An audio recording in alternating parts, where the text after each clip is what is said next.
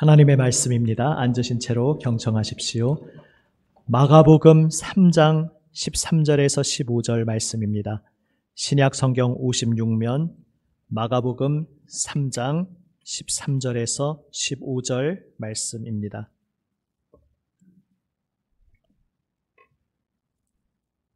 마가복음 3장 13절에서 15절 말씀, 이제 제가 말씀을 읽습니다.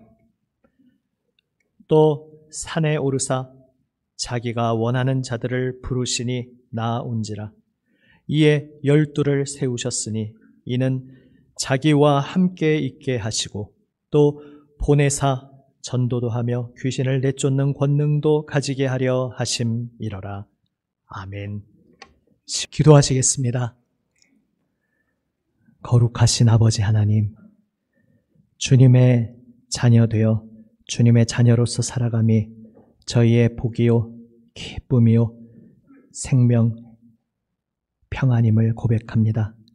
주님, 오늘도 주님 생명 말씀 앞에 엎드립니다.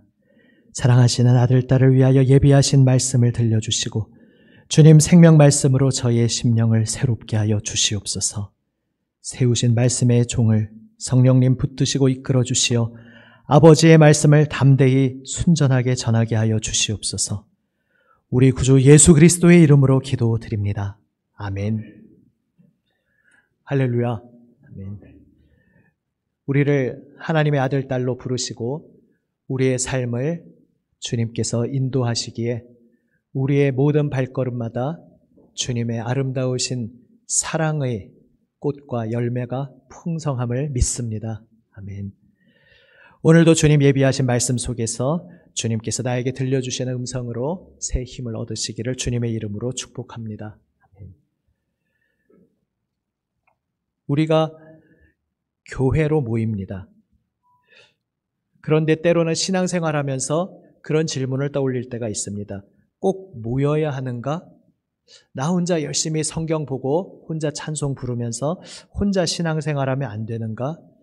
이런 질문을 떠올릴 때가 혹시 있을지도 모릅니다. 특히 모임 속에서 우리 공동체의 그 교제 만남 속에서 상처받고 아픔이 있을 때에 특히 그럴 때에 그런 질문을 떠올릴 수 있습니다. 교회로 나아가서 사람들 얼굴 마주치는 것이 불편해지는 것이죠. 그런 가운데 실망하고 상처받다가 심하면은 떠나가는 경우도 있습니다. 혹은 겉으로는 표를 내지 않지만 내가 너무 마음을 많이 줬구나. 이제는 내가 조금 마음의 거리를 적당히 떨어뜨려 놓아야겠다. 이런 식으로 적용하면서 그저 어느 정도의 가면을 쓰고 적절하게 거리를 유지하면서 살아가는 것이 현명한 교회 생활이라고 생각하는 경우도 있을 수 있습니다. 성도의 공동체로 부름받았는데 왜 우리는 이 속에서 서로 상처받는 일이 있는 것일까요? 그리고 그 속에서 우리는 어디에서 그 해답을 찾을 수 있겠습니까? 이 질문 앞에서 우리는 왜 우리가 모이고 있는가? 진짜 너무 힘들 때 생각하는 것처럼 혼자 신앙생활하고 예수님 다 믿어도 결국 천당 가지 않습니까?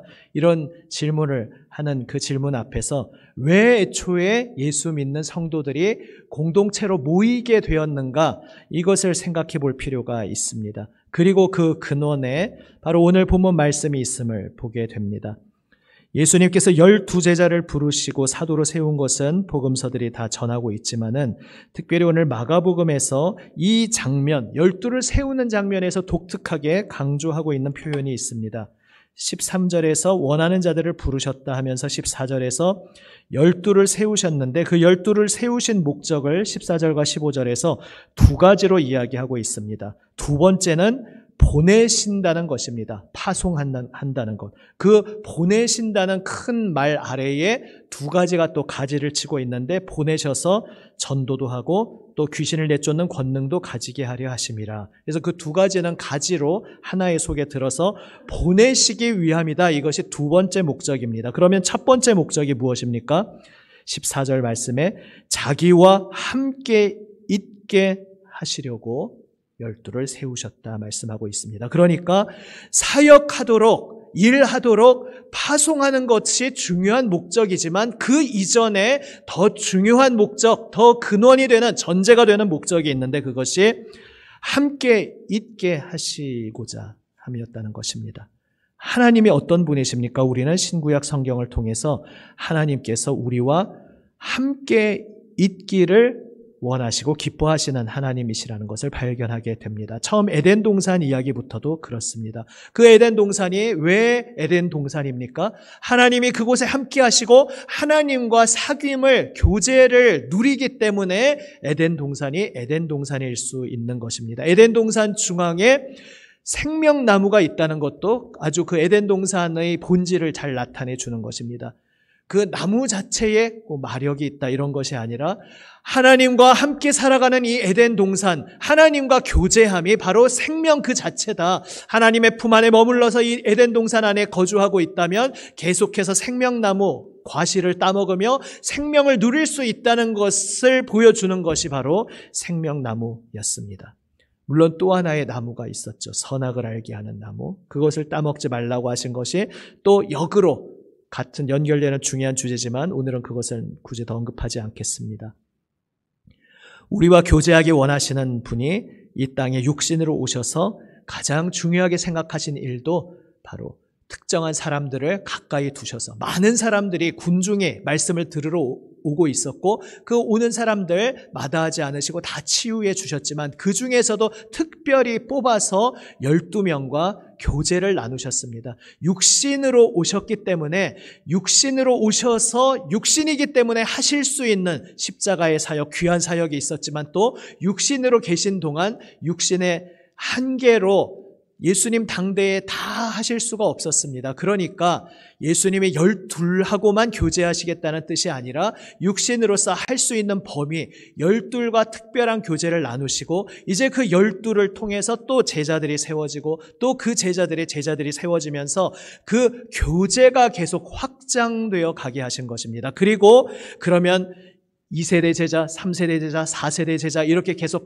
거쳐가면서 우리는 한 몇 세대쯤 될까요? 우리는 그러면 예수님과 몇 달이 건너서 교제를 한다는 것인가? 그것이 아니라 이것이 하나님 나라의 신비인데 예수님이 12를 세우신 것이 궁극적으로 그 12과의 교제를 통해 이제 그들을 통해 계속해서 세워진 제자들과 교제하시고자 하셨습니다. 그래서 성령께서 강림하셨을 때에 공동체가 생긴 것입니다. 우리가 함께 모여서 교제함 속에 그 속에서 우리가 주님을 만나고 주님과 사귀는 교제를 누릴 수 있는 이 신비한 자리를 우리에게 선물로 허락하신 것입니다. 요한복음 15장에도 그 진리가 잘 표현되어 있습니다. 요한복음도 오늘 이 12를 부르는 장면과는 조금 다른 결로 말하지만 다른 장면에서 함께 있기를 즐기시는 예수님의 모습을 처음부터 보여주고 있습니다. 기억하시듯이 요한복음 1장에 세례 요한의 제자였던 두 사람이 쭈뼛쭈뼛 예수님을 따라가니까 예수님이 돌아보시면서 무엇을 찾느냐, 무엇을 구하느냐 하니까 두 사람이 얼떨결에 어디 계십니까? 질문합니다. 그러니까 와 보라 말씀하십니다. 그리고 그 다음 요한복음이 강조하는 것이 그날 예수님과 함께 거했다 이야기하고 있습니다. 그분과 함께 거함, 그것이 바로 예수님이 우리에게 오셔서 우리와 궁극적으로 하기 원하시는 일이었음을 보여줍니다. 그래서 요한복음의 뒤를 잇는 요한일서도 처음 서두를 여는 곳에서 우리가 이 복음을 여러분에게 전하는 목적은 여러분과 우리가 사귐이, 교제가 있기 위함입니다 라고 사귐, 교제에 집중하고 이 사귐은 그저 우리끼리의 사귐이 아니라 하나님과 함께하는 교제입니다. 그 아버지와 아들과 함께하는 교제입니다. 이것을 말하고 있습니다. 그 맥락 속에서 요한복음 15장도 동일한 이야기를 전하고 있습니다. 포도나무 비유 이야기죠. 잘 아시듯이. 그런데 그 포도나무 비유 이야기가 쭉 전개가 되면서 뒤에 결론이 무엇이냐? 내가 너희에게 명령하기 위함이다. 내 명령은, 내 계명은 무엇이냐? 내가 너희를 사랑한 것 같이 너희도 서로 사랑하는 것이다. 이것이 내가 너희에게 주는 계명이다, 명령이다 말씀하십니다. 그러니까 주님께서 새 계명을 주시는데 우리가 주님께서 우리를 사랑하신 것처럼 서로 사랑하도록 부름을 받았는데 그 전제로서 포도나무 비유를 말씀하신 것입니다. 무슨 이야기입니까? 우리가 서로 사랑할 수 있음은 가지인 우리가 포도나무인 예수님께 붙어 있음 속에 가능하다는 것입니다. 다 잘 알고 계시는 얘기죠. 여러분이 이미 고백하고 계실 것입니다. 그래, 내 힘으로는 사랑할 수 없어. 내 힘으로 사랑할 수 없고 주님께 연결되어서 주님 주시는 능력으로만 사랑할 수 있지. 우리는 물론 다 이론적으로 알고 있습니다. 그런데 우리의 삶의 실제에서 이것이 어떤 의미로 다가오는 것인지 우리가 생각할 필요가 있습니다. 왜 우리가 서로 성도라는 이름으로 공동체 교제에서 만났는데도 서로 상처를 받습니까? 사람에게 기대를 했기 때문입니다. 이것도 물론 잘 아시는 얘기일 겁니다. 교회 생활 어느 정도 신앙생활 하신 분은 이렇게 고백하게 되셨을 것입니다. 사람에게 기대하면 안 돼. 오직 주님께 기대해야지 사람에게 기대하면 안 돼. 이런 생각을 하고 계실 것입니다. 그런데 그것을 구체적으로 잘못 적용하는 경우가 있습니다. 사람에게 기대하면 안 되니까 내가 이전에 너무 마음을 줬어. 내가 너무 내 속 얘기를 다 했어. 이제는 좀 허허 웃으면서 샬롬 평안하시죠? 예, 아무 일 없습니다. 그냥 내 속에 좀 아프고 힘든 거 있어도 너무 드러내면 안 되고 아유 평안하시죠 하는데 이렇게 대답한다고 생각해 봅시다. 아 사실 요즘 안 평안합니다. 그러면 평안하냐고 질문한 분이 얼마나 당황하겠습니까? 그러니까 서로 종교적인 게임을 거리를 좀 유지하면서 지켜나가는 그런 암묵적인 룰이 어느새 생겨버릴 수가 있습니다. 그러면서 거리를 유지하니까 상처도 안 받고 그래서 주님 제가 요즘은 특별히 미워하는 사람이 없어요. 요즘은 아무개 누구 때문에 특별히 힘든 일 없고 그러니까 서로 사랑하라고 하신 말씀을 잘 지키고 있는 거죠. 우리가 이렇게 말씀을 좁게 생각할 수가 있습니다. 하지만 서로 사랑하라는 것은 미워하지 않는다는 소극적인 것에 그치는 것이 아닙니다. 서로 사랑하라는 말씀은 특별히 누군가와 충돌, 마찰을 일으키지 않고 그저 무난하게 잘 지내고 있다. 큰 말썽이 일어나지 않는다. 그것을 의미하는 데 그치는 것이 아닙니다. 오히려 성경에서 말씀하는 사랑은 내 모든 것을 던져서 깊이 관여하고 서로 주고받는 것입니다. 사랑은 관념이 아니기 때문입니다. 사랑은 성경에서 말씀하는 사랑은 행동이고 실천이고 서로 나누는 것이기 때문입니다. 내 마음 상태가 너를 향해서 특별히 유감은 없어. 이게 사랑이 아니라 내가 상대방에게 나를 내어주고 나의 시간을 내어주고 나의 물질을 내어주고 물론 이 시간과 물질을 내어준다는 이것만 얘기하면 좀 오해의 소지가 있을 수 있는데 너무 사족이 되니까 그것은 다음 기회에 나누도록 하겠습니다. 뭐든지 어떤 선이 있는 것이죠. 근데 그 선은 거리를 유지하는 선이 아니라 주님께서 주시는 지혜의 선을 말하는 것입니다. 그래서 나의 생명과 시간과 물질과 모든 것을 서로 함께 나누면서 서로 깊이 삶이 연결되어서 함께 부대끼며 살아가는 것이 바로 주님께서 말씀하신 서로 사랑하라는 말씀인 것입니다. 하나님께서 저 하늘 위에서 얘들아 내가 너희를 사랑한다. 내가 너희를 얼마나 사랑하는지 알고 있지? 이렇게 그저 하지 않으셨습니다. 육신으로 오셔서 병든 이를 만져주시고 고통 중에 있는 이를 끌어안아 주시고 결국은 우리 모두를 위해 생명 내어주신 것. 바로 그것이 하나님이 우리에게 행하신 사랑이었습니다.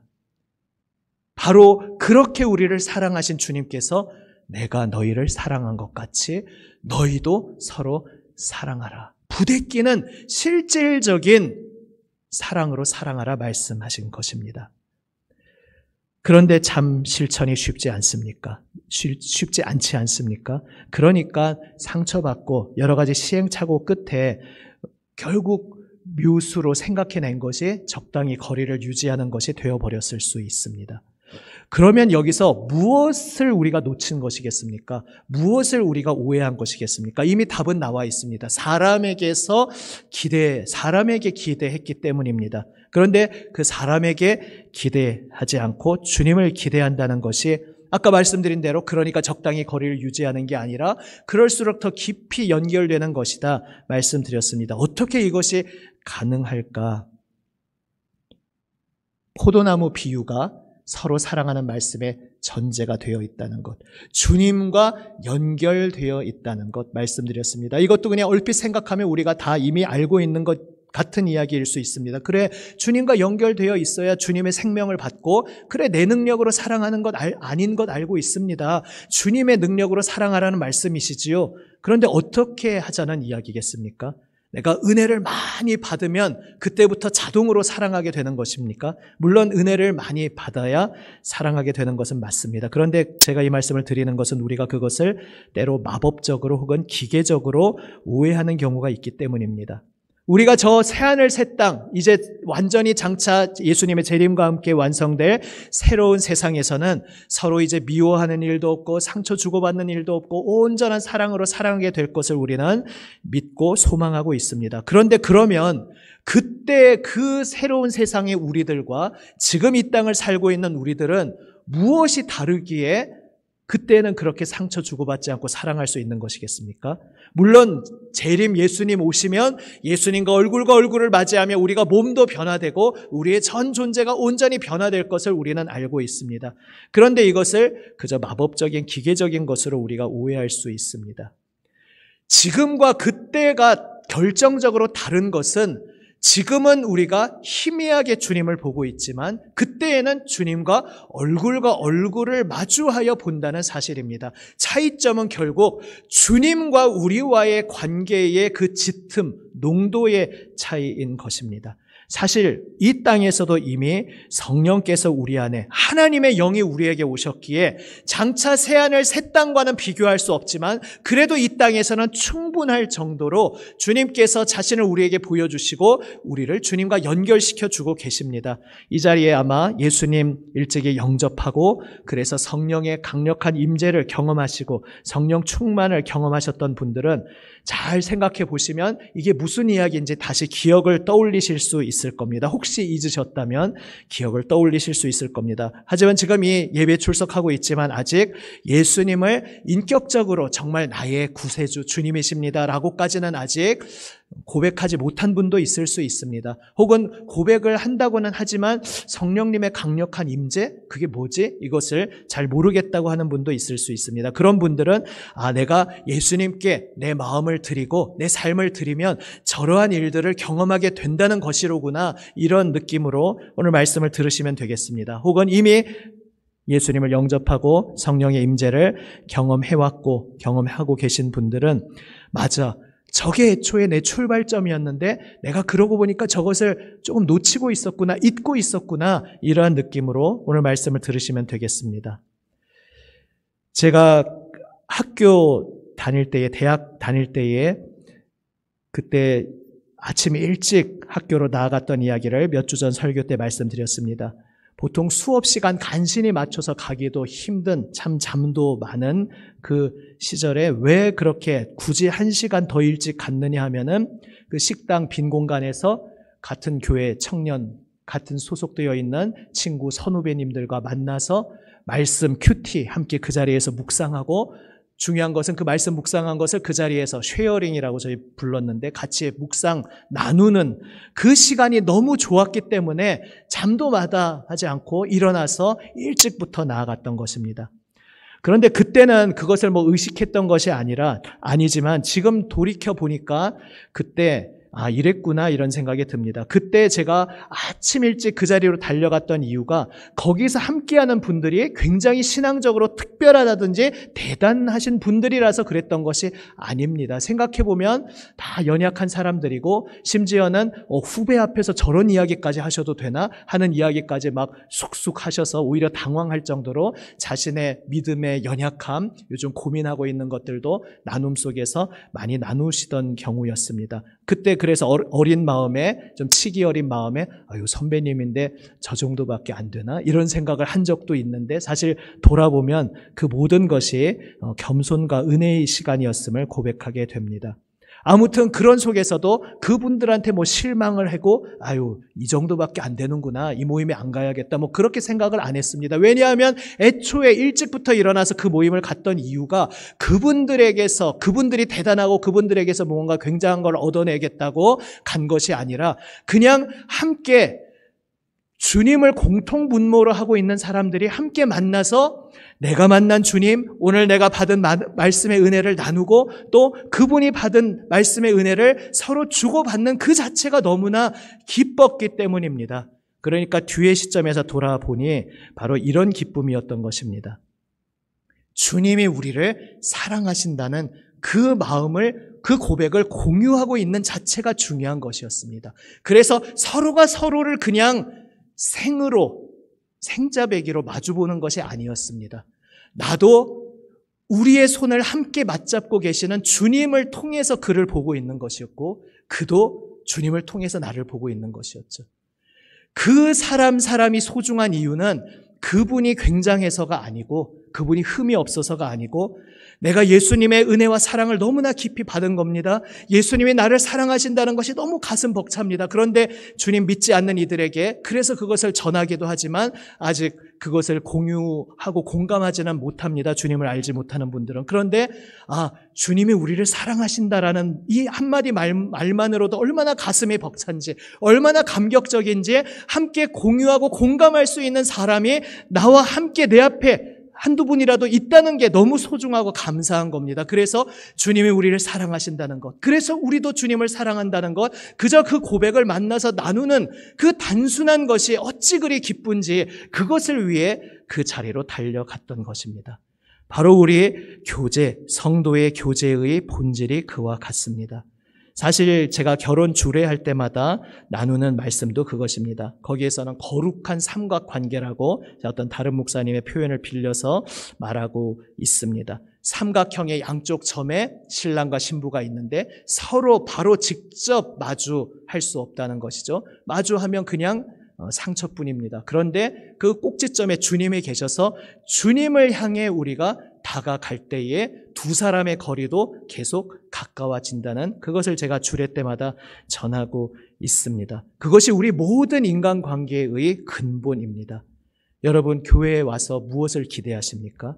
구역 모임이나 선교회나 각 교제의 자리에서 무엇을 기대하십니까? 사람에게서 무언가 기대했을 때는 결국 상처와 실망이 돌아올 뿐입니다. 그러니까 내가 이 사람 때문에 힘들어서 더 이상 여기 있어서는 안 되겠다, 이런 식으로 반응이 나가거나 아니면 겉으로 표내지 않고 그냥 잘 지내는 척 해야지 하는데, 원래 그 마음의 거리를 표현을 두면 그게 편안해지는 것 같지만 사실은 내 속에 감정이 메말라 가게 되는 시작점이라는 것을 우리가 깨닫지 못하고 그렇게 메말라 버리는 일들을 우리가 서로 거리를 두며 행하곤 합니다.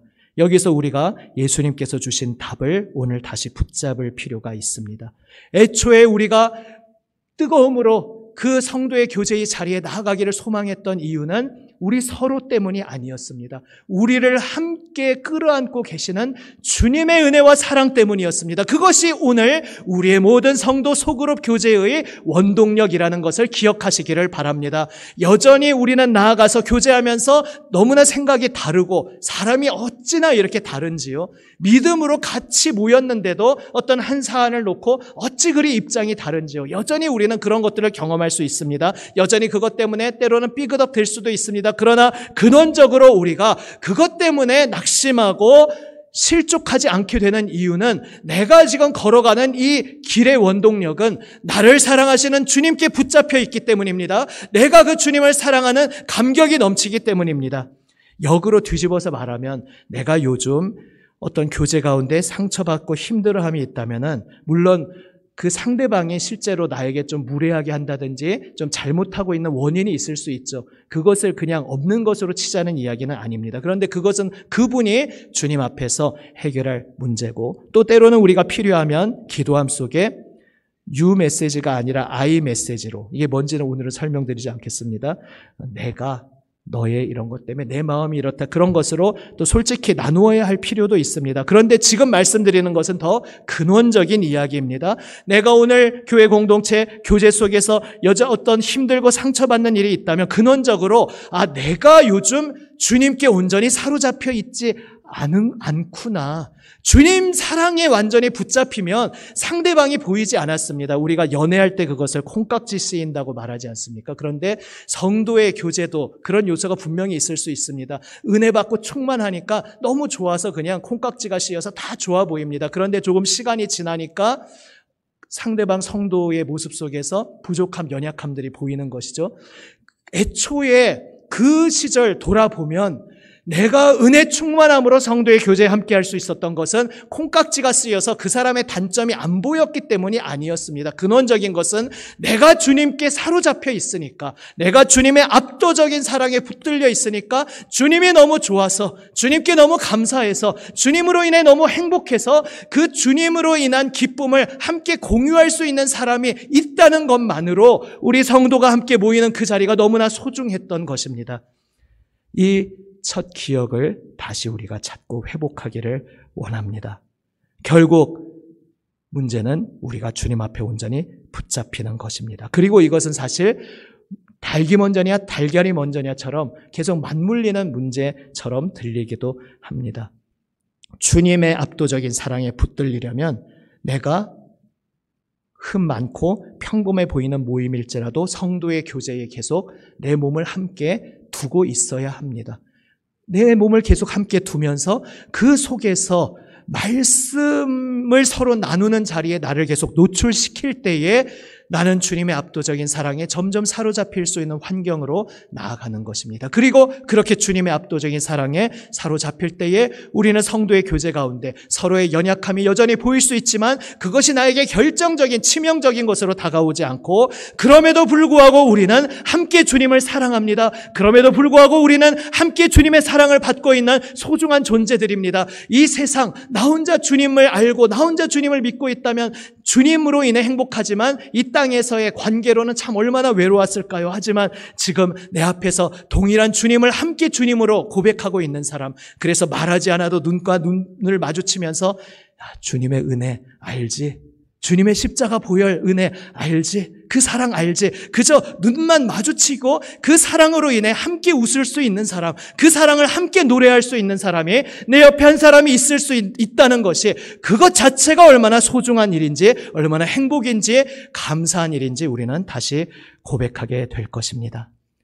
그래서 결국 말씀의 결론은 십자가 앞에 나아가서 내가 지금 내 마음의 문을 혹시 닫아 걸고 있었던 것은 없는지 우리를 돌아보자는 것입니다. 상처받아서 거리를 두어야겠다 하면서 사람과의 관계에서 내 마음의 빗장을 닫는 순간 사실은 그것이 주님과의 관계와도 연결이 됩니다. 주님과의 마음까지도 나도 모르는 사이에 장벽을 내가 세워두었던 것입니다. 이제 그 두려워함으로 쌓아놓았던 장벽을 십자가 앞에 다 내려놓기 원합니다. 주님, 저는 참으로 상처받기 쉬운 존재입니다. 나의 연약함을 고백하며, 그러나 이러한 저를 주님께서 사랑하여 주시고 또 저와 상처를 주고받았던 그 사람도 주님께서 그 사람을 위해 십자가에서 피 흘려 주셨고, 그래서 저는 여전히 상처받기 쉬운 연약한 존재이지만 주님께서 우리를 주님의 사랑의 품에 끌어안아 주시고 우리를 그분 품에 함께 불러주셨으니 그 주님의 뜻에 따라 제가 사람들과 성도들과 함께하는 그 자리로 나아가겠습니다. 주님 십자가 앞에서 고백하기 원합니다.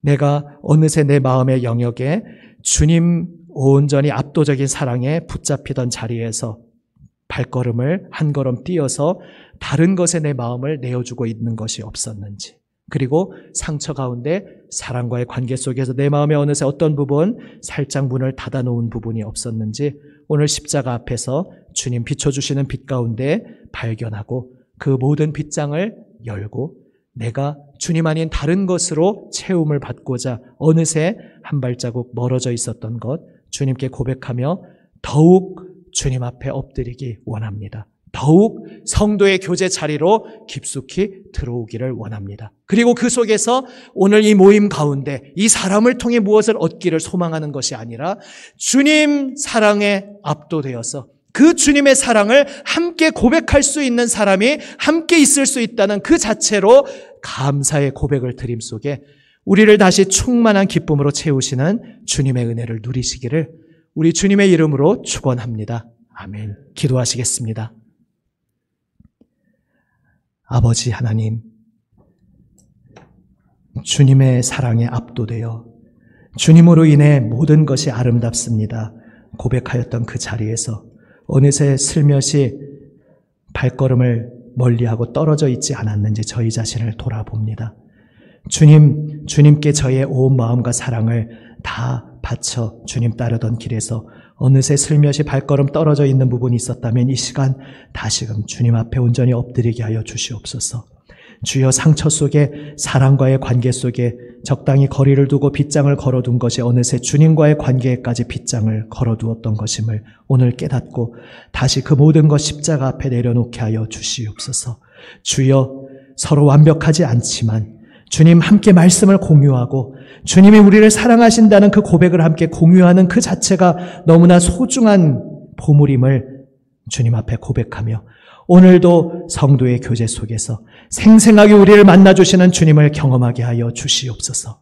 살아계신 우리 구주 예수 그리스도의 이름으로 기도드립니다. 아멘.